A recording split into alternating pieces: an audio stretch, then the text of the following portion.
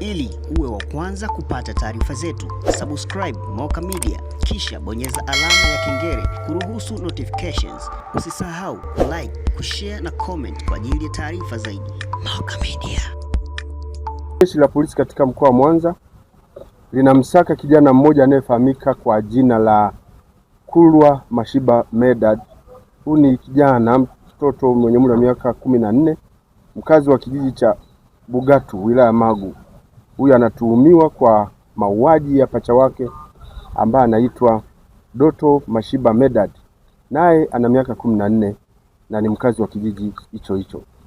Tukio hilo lilitokea siku ya tarehe 14 mwezi wa 6 mwaka huu majira ya saa 11 za jioni katika kitongoji cha Nyandanda, kijiji cha Bugatu, kata ya Ngaya, tarafa ya Ndagaru, wilaya ya Magu, ambapo pacha hao wawili wakitokea machungani walianza mchezo ambao baadaye uligeuka kuwa ugomvi na kuanza kupigana kwa kutumia fimbo, kitendo kilichosababisha Doto kujeruhiwa kichwani, upande wa kushoto juu ya jicho, na hatimaye kusababisha kifo chake.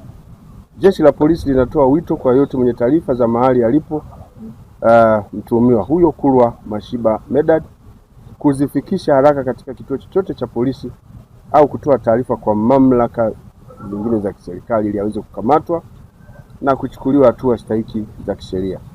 Jeshi la polisi linatoa rai kwa wazazi, walezi na jamii kwa ujumla kuwa makini na kufuatilia kwa karibu michezo ya watoto wao ambayo wakati mwingine ni hatarishi kwa usalama wao na wenzao.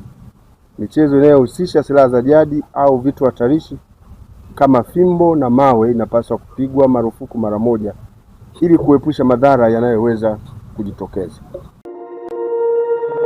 Ili uwe wa kwanza kupata taarifa zetu, subscribe Moka Media kisha bonyeza alama ya kengele kuruhusu notifications. Usisahau like, kushare na comment kwa ajili ya taarifa zaidi.